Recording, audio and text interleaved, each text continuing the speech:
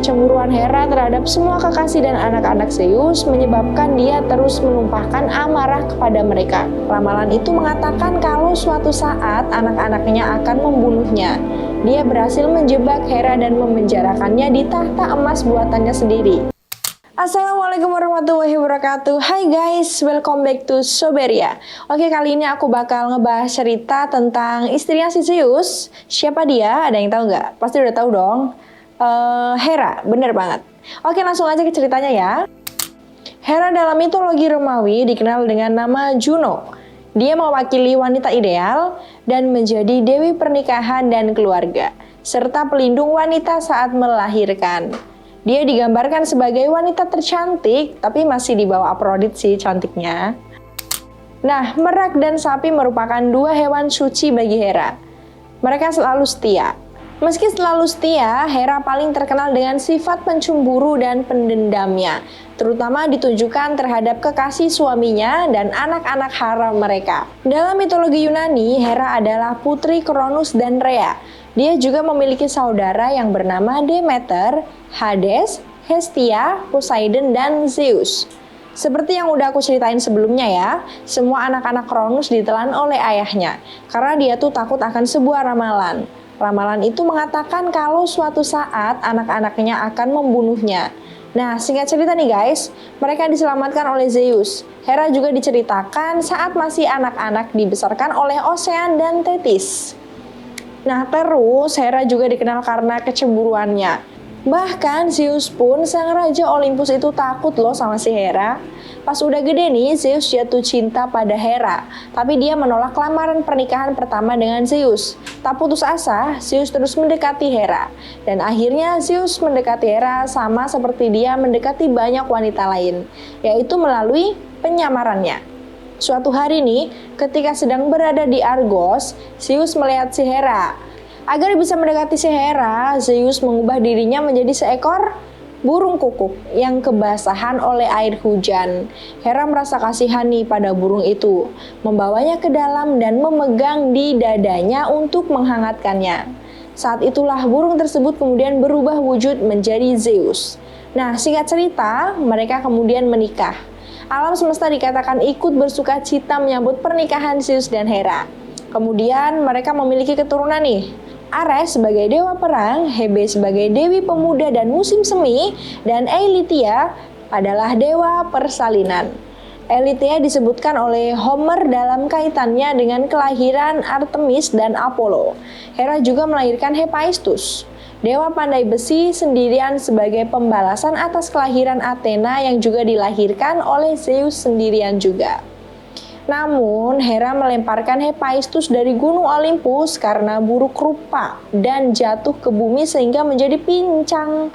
Tapi nih, ada juga yang mengatakan kalau Hephaestus dilempar dari istana oleh Zeus karena kepincangannya. Karena hal itulah Hephaestus menjadi dendam kepada ibunya. Dan suatu saat nih, dia berhasil menjebak Hera dan memenjarakannya di tahta emas buatannya sendiri. Nah, untuk bisa bebas, Hephaestus memiliki syarat, yaitu dia harus menikah dengan Afrodit. Zeus emang mencintai Hera, tapi dia juga mencintai Yunani dan sering menyelinap ke bumi dengan menyamar untuk kawin dengan manusia. Zeus ingin memiliki banyak anak yang mewarisi kehebatannya dan menjadi pahlawan besar dan penguasa Yunani. Kecemburuan Hera terhadap semua kekasih dan anak-anak Zeus menyebabkan dia terus menumpahkan amarah kepada mereka.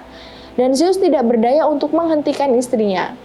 Hera selalu menyadari tipu daya Zeus dan terus mengawasinya saat melakukan perjalanannya ke bumi. Zeus terbukti nih, gak setia banget, sehingga tidak mengherankan ketika Hera memiliki reputasi sebagai pencemburu. Hera udah sering banget nih berusaha melampiaskan rasa cemburunya kepada wanita yang disukai Zeus. Berikut dengan anak-anaknya. Tapi di sisi lain, Hera si Dewi Langit itu paling setia. Dia menjunjung tinggi kesetiaannya. Nah, ketika udah gak tahan lagi nih sama kelakuan si suaminya, si Zeus, dia merencanakan sesuatu yang kemudian dibantu sama Poseidon, Athena, dan mungkin beberapa dewa lainnya.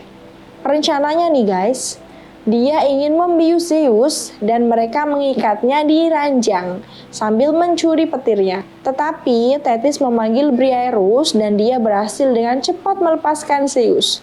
Rencana Hera gagal total dan mengakibatkan dia harus menanggung akibatnya.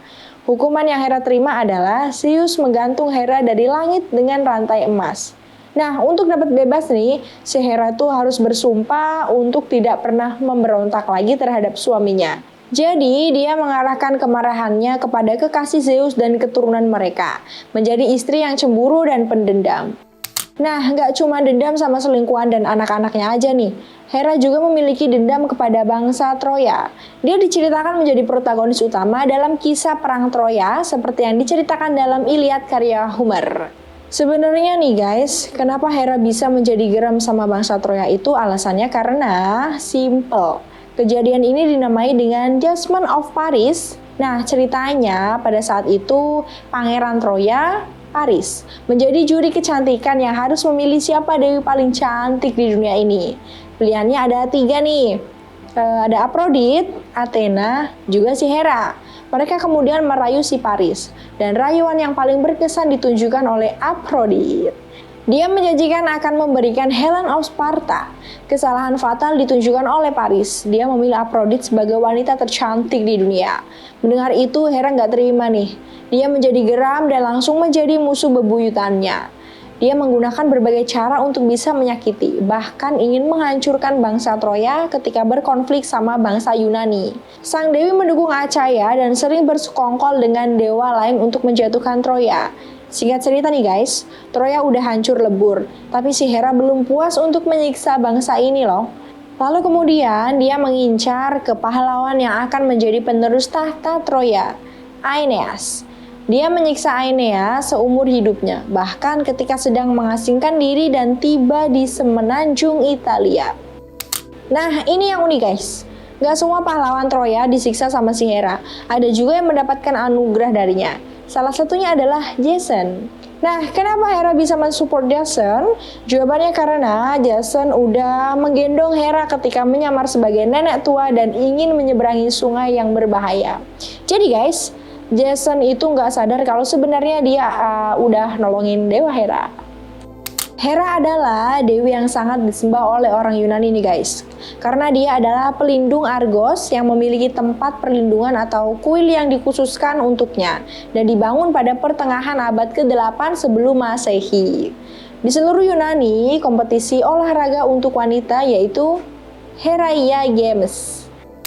Begitu juga terdapat festival pernikahan tahunan atau yang biasa dikenal dengan hierogamy ketika pasangan memperagakan kembali pernikahan Zeus dan Hera. Hera biasanya digambarkan bersama Zeus sebagai seorang wanita matronly berpakaian lengkap dengan keindahan khusyuk. Mengenakan mahkota silinder yang disebut polos atau karangan bunga dan kerudung. Kadang-kadang dia membawa tongkat kerajaan yang ditutup dengan buah delima dan burung kukuk. Buah delima merupakan simbol kesuburan dan burung kukuk merupakan tanda dari cara dia dirayu oleh Zeus. Dia juga sering ditemani oleh seekor merak, salah satu hewan sucinya. Sebagai dewi sapi, dia terutama disembah di Euboea yang kaya akan hewan sapinya. Homer sering menyebut Hera sebagai bermata sapi dan bersenjata putih, yang merupakan julukannya yang paling terkenal. Oke, dia juga kadang-kadang disebut perawan karena diyakini bahwa setiap tahun dia mandi di musim semi untuk memperbarui keperawanannya. Enak banget, ampun. Dalam budaya Romawi, Hera dinamakan sebagai Juno. Juno adalah salah satu dewa Romawi yang paling penting bersama dengan Jupiter dan Minerva yang merupakan pelindung kota Roma. Matronalia adalah festival tahunan Romawi yang diadakan untuk menghormati Juno pada bulan Juni. Dalam budaya Romawi ini, bulan Juni dianggap sebagai waktu paling baik untuk menikah. Buat teman-teman yang mau nikah, lebih baik di bulan Juni aja ya. Ada satu pendapat nih yang dicetuskan oleh Johann Jacob Beckhoven pada pertengahan abad ke-19 tentang kemungkinan bahwa Hera pada awalnya merupakan dewi orang-orang matriarki yang diduga menghuni Yunani sebelum orang-orang Yunani kuno. Menurut pendapat ini nih, pemujaannya sebagai dewi pernikahan membentuk ikatan patriarki. Perlawanannya pada perselingkuhan Zeus diterjemahkan sebagai kecemburuan Hera. Dan pada akhirnya melemahkan pemujanya yang lebih kuno sebagai dewi matriarki. Tapi ada senggahan terhadap teori tersebut. yakni adanya fakta statistik bahwa matriarki yang ketat atau suatu masyarakat yang dipimpin oleh perempuan tidak ditemukan dalam budaya kuno maupun modern. Nah, Hera juga bisa dijadikan panutan ya guys, bukan dalam cemburunya nih, tapi dijadikan panutan pada kesetiaannya terhadap suaminya. Oke guys, jadi segini dulu ya cerita tentang Hera. Semoga kalian bisa menarik hal-hal baik dan menjauhkan hal-hal buruk dalam cerita ini. Oke, saya Putri Diana pamit, semoga video ini bermanfaat, and see you!